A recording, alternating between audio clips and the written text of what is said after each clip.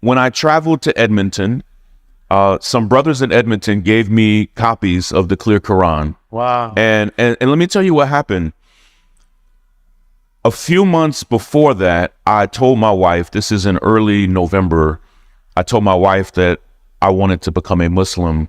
And I'm not shaming my wife at all. She would say this publicly. I have nothing but wonderful things to tell you about her now. When I told my wife that I wanted to become a Muslim, my wife, who had been a devout Christian her whole life, she told me, Sean, I will never become a Muslim. And it hurt me a bit because not her words, but it made me think, if I become a Muslim, it might drive a wedge in my marriage. I'm 44. I've been with this woman since I was 15 years old. So I didn't want to do anything to jeopardize my marriage. A few weeks later, when I traveled to Edmonton, I shared with some men, including a local imam there in Edmonton, that I didn't know how to approach this with my wife.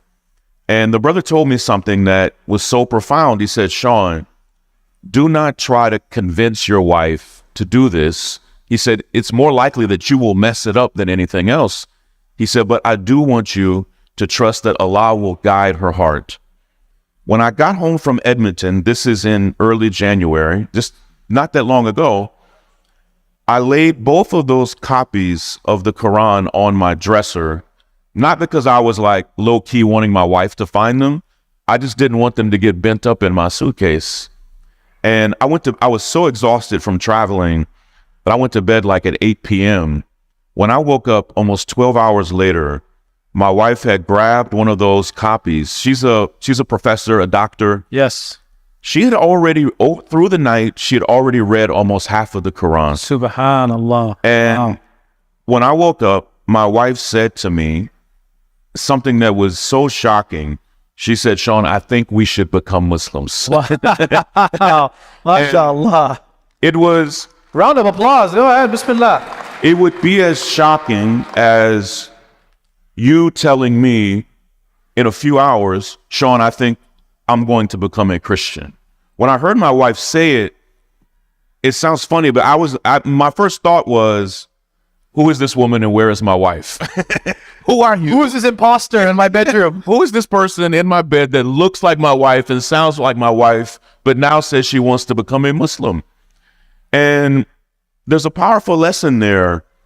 Like most Americans, most of what my wife knew about Islam, she learned from places that you don't want to learn about Islam.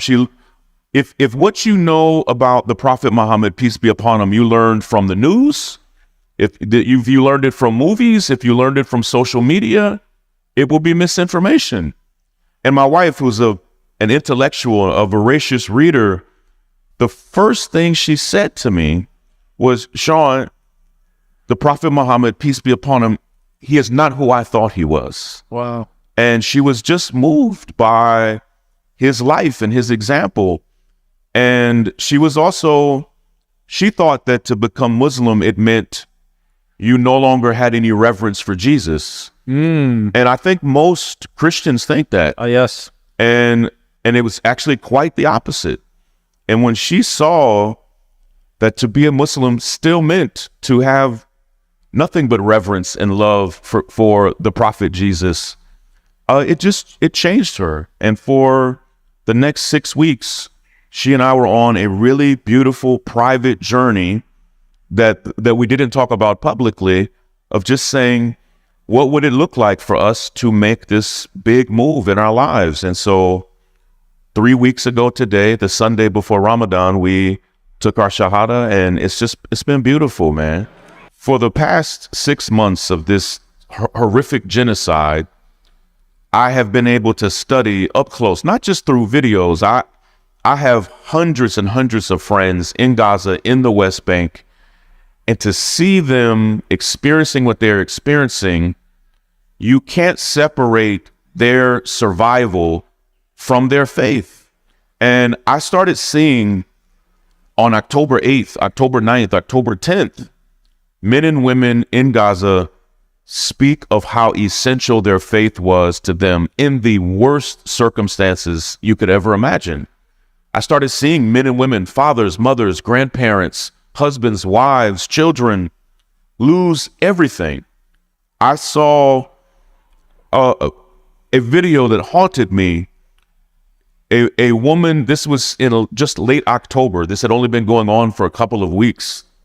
She had a garbage bag it was like a bloody garbage bag. And she said this was all that was left of her grandchildren. And in that moment, she was staring right at the camera and continued to speak about her faith and how if anyone who did this to her family thought it was going to cause her to lose faith, that they did not understand her faith. And I remember, I don't know her name, and I've never seen her since. I pray to Allah that she is still alive. I mean, I would love to tell her the impact that she had on me in that moment. Wow. But I saw that story over and over and over again.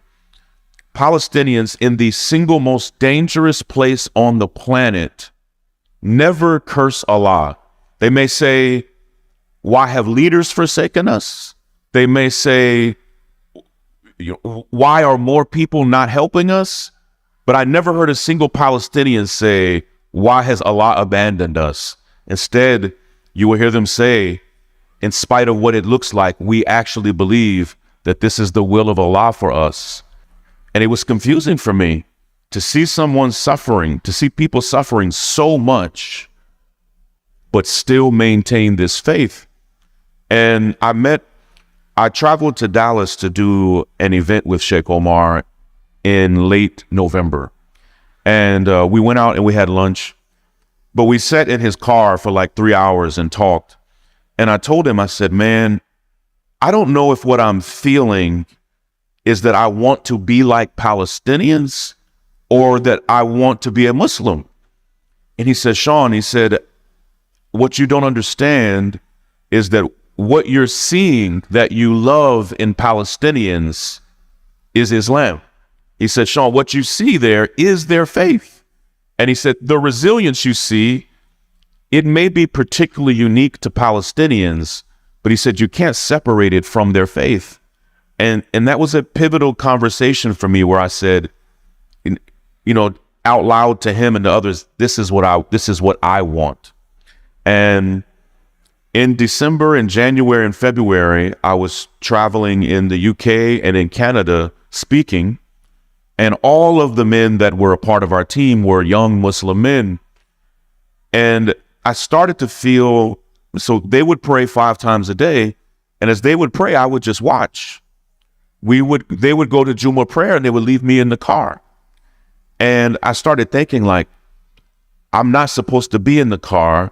I'm supposed to be with them. Yep. 100%. And it eventually got to the point where I told them after I think we may have been in Montreal, and I told them, like, I won't be in the car for any more times that you pray.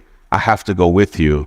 And so then I felt that it was urgent for me to make this change in my life. And so it's been beautiful. It's only been 3 weeks, but it feels like so much longer.